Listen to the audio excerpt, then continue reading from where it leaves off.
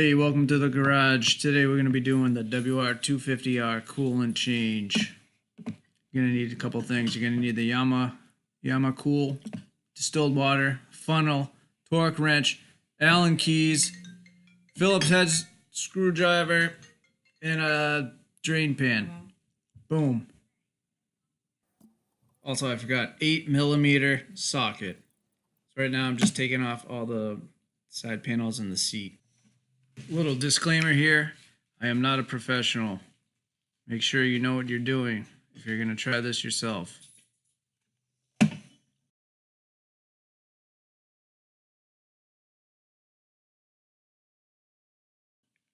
Alright, we're getting off the last panel to expose the reservoir. I'm going to pop this right off and we're going to get started with the coolant flush. Alright, we're getting started on the reservoir, removing the reservoir dip tube, disconnecting the vent hose. That way we could unscrew the reservoir so we could remove it and then dump out whatever coolant is in that reservoir. I will say that reservoir is a pain in the butt to get out. It is easier if you take that vent tube, get it out of the way. It makes that reservoir a lot easier to get out. But right now I'm just flushing the reservoir with distilled water. So the manual says to take the radiator cap off first, but not a good idea. You want to undo the drain bolt first, and you'll see why in a second. Alright, I'm going to undo the drain bolt and make a huge mess because I took the radiator cap off first. Because that's what the manual said, but I should have known. And I'm making a mess here. Alright, so now I'm going to take some distilled water and just do a quick flush of the radiator just to get any of that coolant out.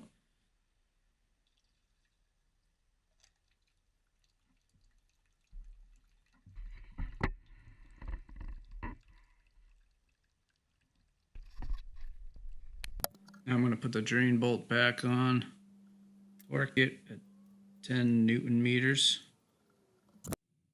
And then I'm going to fill the whole entire system with distilled water and do a real thorough flush. This is where I'm going to fill up the radiator, and then I'm going to fill up the reservoir with distilled water, and then I'm going to start the bike, let it warm up so that the thermostat opens up and begins to flush the entire system. I was going to put the reservoir back into place, but there's really no need because I'm going to have to dump out this distilled water again. So what I did, I just put the dip tube in and left it hanging.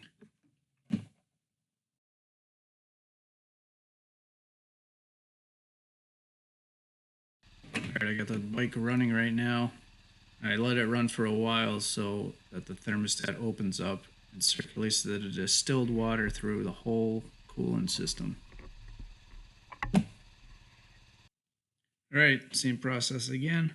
This time I left the radiator cap on. And then I opened the drain plug. Now I'm taking the radiator cap off, and now the distilled water is coming out of the system. Also, I let the bike cool down for a long time so I didn't get scorched. Alright, now I'm going to empty that reservoir again. Get rid of the distilled water. And so here's where I had trouble with the reservoir, getting it back in. This is where I figured out that you just get that vent tube out of the way and it pops in a lot easier. So now the vent tube's out of the way and the reservoir will pop right in. There it goes. Put the screws back in.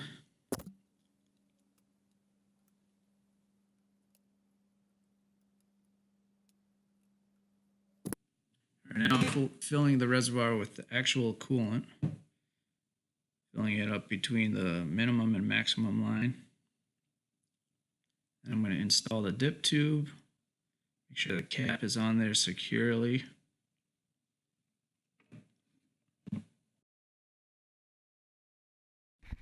Then I got to take that vent tube and reroute it the proper way. And once it's rerouted, then you can plug it right back into the cap using the hose clamps that it came with it.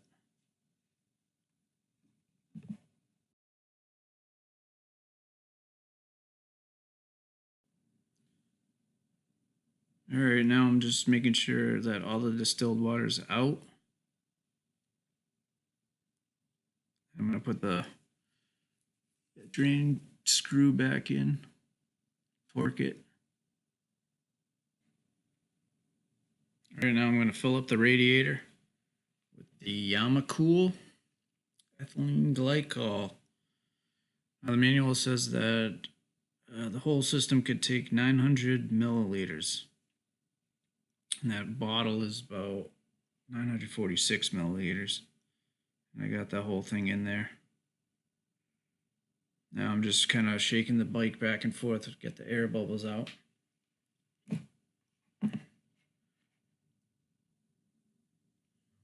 Alright, we put the cap back on. We start up the bike again. Again, let it heat up until that thermostat opens up.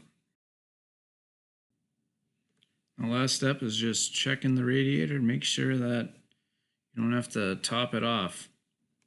Again, don't open the radiator cap when the system is hot.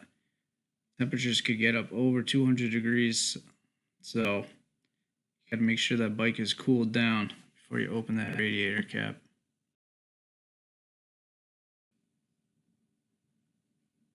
And we're done. So one last step. Make sure you have your waste container. You put that waste glycol right in that waste container. You label it. Make sure that you know that it's waste. Stuff is toxic. You don't want to touch it with your skin. You don't want pets to eat it. You don't want kids to touch it. Make sure you handle your waste properly. So that's it. Let me know what you guys think. Leave comments below. And look out for the next video. Just take care.